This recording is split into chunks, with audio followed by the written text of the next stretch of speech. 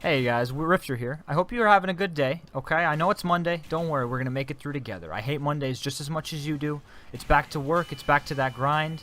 You know, another week, another dollar, you know? Not another day, another dollar, another week. But it's okay. We're going to watch our enemies burn together in front of us, and we're going to talk through it. It's going to be okay. No, but in all seriousness, guys, we're just going to have a nice, relaxed commentary today because it is Monday after all, and everyone probably had a long day. I know I always hate my Mondays. Hate them with a passion. You're back to work, and the weekend's over. But that's okay. We're gonna make it through together. Today we're gonna talk about Pyro a little bit. This was the first class that I ever played. When I first loaded into my first little baby teenage Rifter loaded into his first game, this is the class that he picked. He picked Pyro. He ran at people and he lit everyone on fire. And he had a great time. And he learned how to play this game, and that's how he learned. Is by starting off by playing Pyro.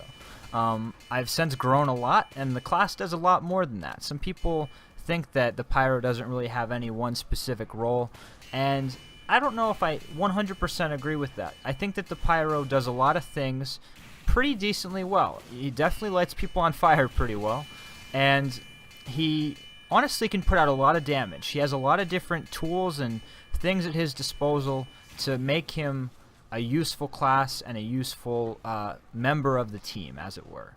And I think that's the thing that people struggle with most with this class, is they aren't sure exactly what their role is, or they can't decide on one specific thing to do in that game.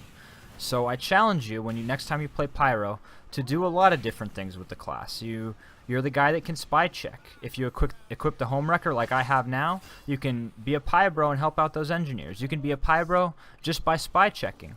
Keep those spies away, keep projectiles away from those sentry guns.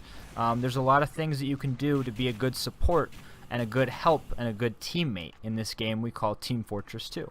Now, you might not think that's super glamorous, or that is going to provide you with even like fun or even having a good time.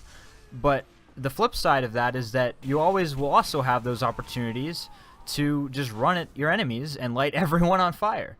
There's going to be some situational awareness that's required of you when you do that kind of stuff.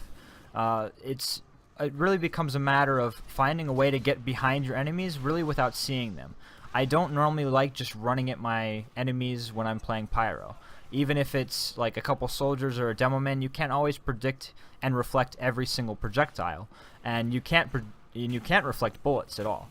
So I tend to find that I like to be in underground places like this and to really surprise my enemies and just make life difficult for them.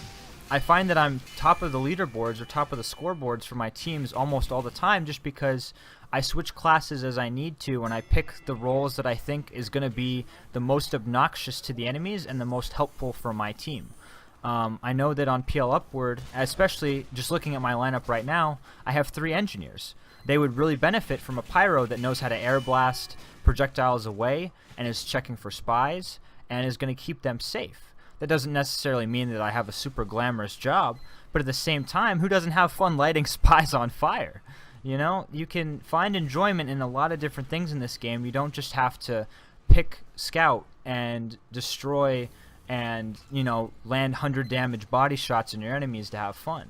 You can build sentries, you can build, you know, teleporters, you can be a support, you can be helpful, you can even go into the alt chat and communicate with your team.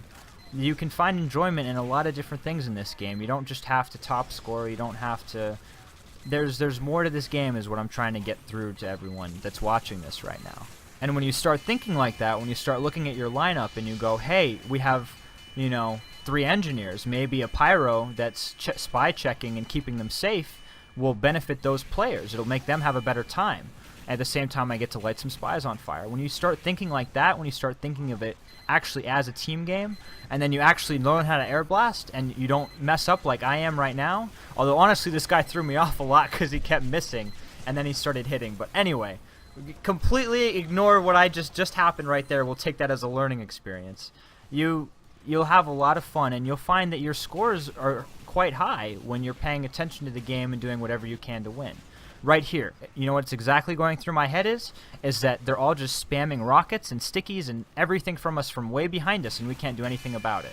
I want to get back here, and this is exactly what I do. I want to get all these guys lit on fire and disrupt this so that my team can now push up a little bit and regroup and reform, because all that's been happening is they've been having rockets and pipe bombs like slugged at them all this time. So I provided basically a gap or a part for my team to be able to do stuff. And this is a team game. And sometimes that's all you can do. Sometimes you lose anyway, but that's okay. Life goes on. I ended up top scoring, and honestly, falling down here was kind of funny. I hope that encourages you guys to just try out some different things. Thank you so much for watching, guys. I'll see you in the next video. Have a good Monday. Peace out, guys.